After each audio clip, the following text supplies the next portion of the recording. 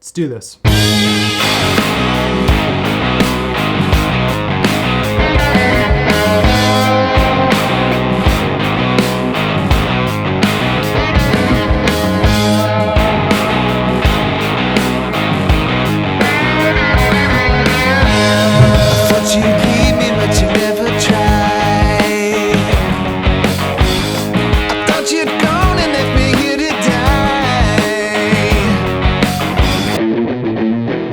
Okay guys, welcome to part 2 of my Ask Me Anything. So this one is all work and gear related. I had a bunch of these questions, so I'm looking forward to going through them.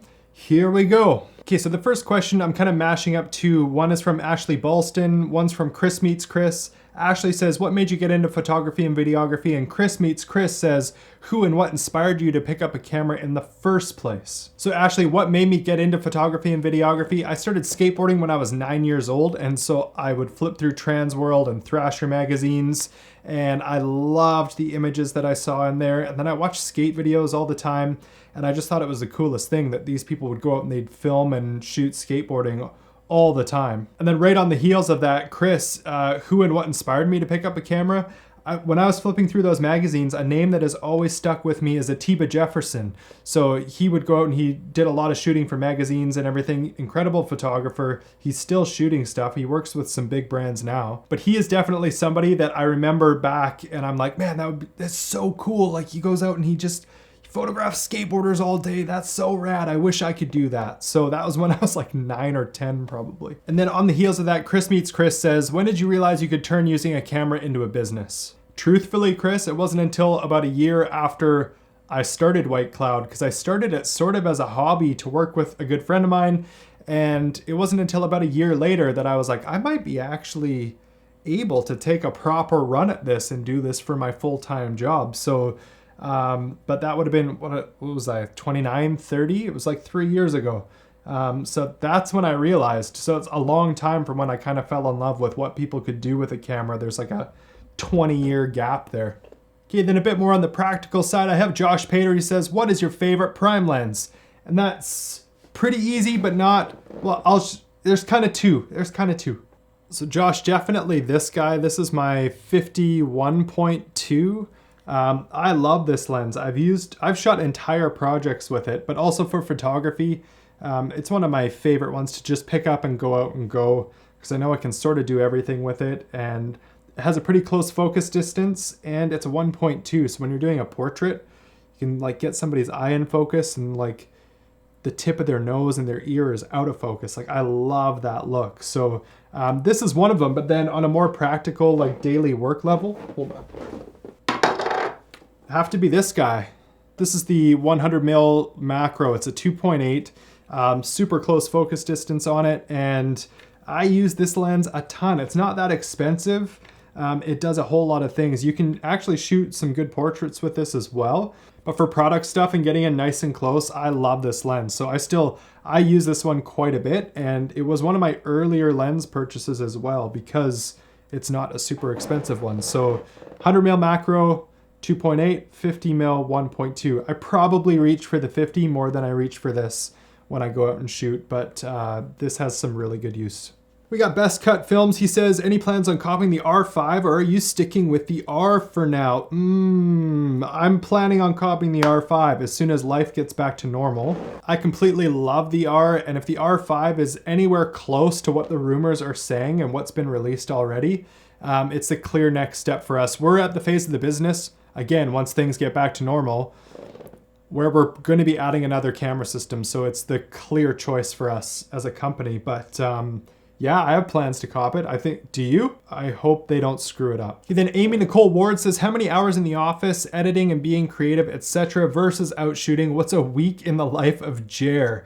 It's probably about 50-50, Amy. I spend about half of my working time out in the field shooting and then half of it in the office, either doing quoting or editing or something administrative. Sherry helps me with a lot of the admin now, but I still work a lot of hours in a day. Yeah, so I'd say a pretty normal week for me would be about average 12-hour work days between shooting and then, any quoting jobs, things like that. And that's with Sherry and Michael's help. So I'm usually float around that, which I'm like working at chipping lower and lower as the company is growing here. But so a typical week of work for me is a lot of shooting, a lot of time in the office.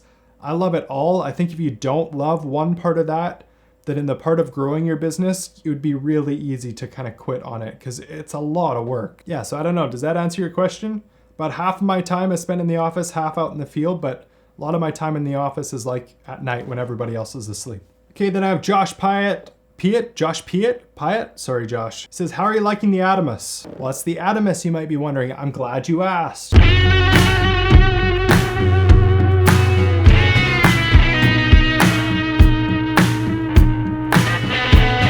Josh, I'm liking the Atomists a lot more than I expected to. I didn't expect the jump in the quality to be as significant as it was, especially when I'm working with the footage in post. I'm just like, oh man, it's so nice to work with. But yeah, if you have a chance, I highly recommend trying it out. I'll say the one sort of downfall with it is you're limited in the 4K 10-bit to 24 and 30 frames per second. So if you are used to shooting anything in like 60 or 120 frames, you drop back down to 8-bit in the recording. So there is that to think about. But in general, the 24 and 30 frames per second, 10-bit 4K in ProRes, I love it. Totally love it. Jackson Campbell says, if you had to jump ship from Canon to another company, which would it be and why? I don't know, Jackson. Probably Sony, because for what I do, they have really good full frame options and mirrorless. I really like what Fuji is doing. I have trouble going back to an APS-C sensor after working with full frame for a few years. But overall, I'd say if I had to, probably Sony. Is that gonna happen? No. My friend Jamie Monroe has a whole bunch of questions here, so I'm gonna fire through these, Jamie. Here we go. First question from Jamie says, favorite piece of gear that you can't live without? I'm glad you asked.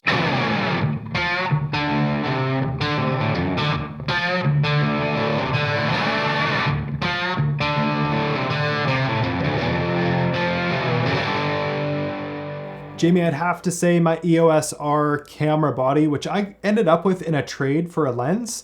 And I love this camera way more than I expected to. Way more. I love it for photography. I love it for filmmaking. I love that it has the C-Log in there for the filmmaking. I think it still like hurts a little bit on some of the frame rates, especially when I'm used to shooting on the 1DX Mark II. But overall, that is a piece of gear that I never leave home without. I use it every day. Even in quarantine, I use it every day. I love it. Would you ever switch to Sony? Probably not. I love my workflow with Canon cameras, but for me, this goes back to like, I don't know how many years ago, Sherry and I had a Nikon and a Canon, and I just found I loved the Canon menus. Like when we had the two of them, I never reached for the Nikon. I always reach for the Canon. I feel like I've used a Canon just for such a big part of my life that I have a hard time thinking of switching to any other system. So would I ever switch to Sony? Probably not. Do they have some great cameras out there? Absolutely. She says, what camera would you buy if you had an endless supply of cash and why? This is a tough one because I think it would be super fun to shoot on like an Arri Alexa for a day, but practically for me and my business, we do not need that. So right now, if I had an endless supply of cash and I could go out and pick up any camera I wanted, it would probably be the C500 Mark II. Because I think I could use it every day and it's also just got incredible image. I would love to get my hands on one. I also am still very conscious of being able to use a camera as a solo filmmaker for a lot of jobs. So I think the C500 could do that really well. Next, she says, where do you see your business in 10 years? Because yes, we will get through this. In 10 years, I would love to have, a team, 5 or 6 employees, cool little office space, not just for the sake of growing a business to that size. I know you and I've talked about this a little bit, Jamie, but for me, what I'm finding is that as the business grows, it actually gives me more freedom to work on projects that I want to work on. So the idea for me of having a company that's running with 5 or 6 employees and we're doing some really fun work and it's like a buzzing environment that we get to show up to every day, I think that would be really cool. But it would also, if I had the right people in place, it gives me the freedom to work on projects that make little to no money, that are like really life-giving projects. So in 10 years, I hope that I'm somewhere near that. I better be in 10 years. I will be. But yeah, 10 years, small team, like the business to have grown and I want to be able to work on more projects that just I'm passionate about working on. So that's kind of where I see it. How do you keep your skill set sharp as a filmmaker? Ooh, that's a good question. So Jamie, one of the things I try to do to stay sharp is I try to learn something every single day. So sometimes that's just watching a YouTube video to learn something that I didn't know before. Sometimes it's picking up my camera and trying shooting something in a different style. But every single day I try to learn something. And sometimes it's a really little thing. Sometimes it's a major thing that has a huge impact on my skill set as a filmmaker and has a huge impact on the business. Sometimes it's something really little, but I try to learn something every day. And then another little thing that I do is I always set these weird little challenges for myself, even in paid projects. So sometimes I head into a project and I go, I'm gonna shoot this entire thing on a 50mm lens. And I challenge myself to that. I try to implement little things that take my brain out of the factory setting of pushing out jobs. So sometimes little tiny things can help just your brain work a little bit harder during a job. And I love doing things like that. So even on the isolation video I just did, I was like, I'm gonna shoot this entire thing in 24 frames per second and not slow anything down, which is something that in my jobs I do quite a bit. So little tiny things that you can implement along the way that just keep you growing, thinking differently. I try to do a lot of that kind of stuff. So I don't know, hopefully that answers your question. Oh, and one other thing I try to do is I think I use my camera pretty much every day. Pretty much every day I do something with it. Sometimes it's just going out into my yard and shooting a bottle of whiskey or taking a photo of my kids or my dogs. But I try to stay sharp like on the actual menu and controls. And so just using it every day helps a lot with that. Jamie's next question is, tell me about a time you felt like giving up in your business and what made you persevere. That is a good question. Jamie, I think there's probably been like at least 5 times that I felt like giving up and quitting in this business. And for a whole pile of different reasons. Sometimes it's like you just don't feel like you're good enough. Sometimes you feel like there's too much competition. Sometimes the business isn't growing as quick as you want. But more than anything for me, when I felt like quitting, it's usually revolved around exhaustion. So I've either said yes to too much or I'm just not sleeping enough trying to get all of my work done. And those are always the times for me that I just feel like throwing in the towel and I'm like, is this worth it? I don't feel like it's worth it. And that's when I always feel like quitting. That's happened quite a few times. And then the second half of that, what did I do to persevere is I'm really lucky in that I have some incredible people in my life that I can go to for wisdom and advice in all sorts of areas. So these people not only help just kind of talk me off the ledge, actually Sherry probably has to talk me off the ledge more than anybody because she sees firsthand when I'm just like, I'm done with this. So she's probably the first person to talk me off the ledge. But then I, along with her and just some incredible people, what has helped me persevere is people that I can go and talk to and they help me strategize or just even look at what I'm doing in my business from a different perspective and say, what if you tried this? And so I know that those conversations, they not only help me process what I'm doing in my business, but they help calm me down and they give me some sort of direction. So when I'm exhausted and overwhelmed and I feel like quitting, I'm not thinking clearly. And those discussions really help me get back on track. Because as well, being a solo filmmaker is actually very isolating, especially if it's just you in your company. So I found that really hard in my first 18 months or so because I'm a very social person and I spent so much of my time working on my business just by myself. But having the right people to talk to has absolutely changed my business and just my life. Like they help me with everything. So that's what helped me persevere. Next, Jamie says, who's your favorite female videographer? Hint, starts with a J and ends with Amy. Filmmaking is never something that I've ever distinguished between male and female videographers. That's just not something that ever has crossed my mind when I look at a film. It just doesn't exist in my brain that way. Off the top of my head, I really love Becky on the Becky and Chris channel. I think she does some really cool stuff. But Jamie, your company was one of those like small production companies that I looked at early on and was like, it's possible to do this as a job. Maybe I can do this. So you have probably a bigger part in White Cloud than you even realize. Okay, this next one is from Chris Meets Chris again. It says, did you ever experience imposter syndrome? And if so, how did you overcome it? I still get this almost every time I shoot. Okay, he gives the definition right here. Imposter syndrome is a psychological pattern in which one doubts one's accomplishments and has a persistent internalized fear of being exposed as a fraud. This is a super interesting question, Chris. I would say that this is something that everybody wrestles with at some point in their filmmaking, especially if they're putting themselves on camera. In terms of doubting my accomplishments, yeah, there's always new competition that's popping up every year. There's so much talent out there. I think it is totally normal to be doing your thing and be like, am I good enough for this? One of the things I've gotten really good at this last year is shutting off the noise. So I don't watch as much and I don't cruise Instagram as much. I've been trying to focus more and more on my company and what we're doing and how I can grow it and worry less about what other people are doing.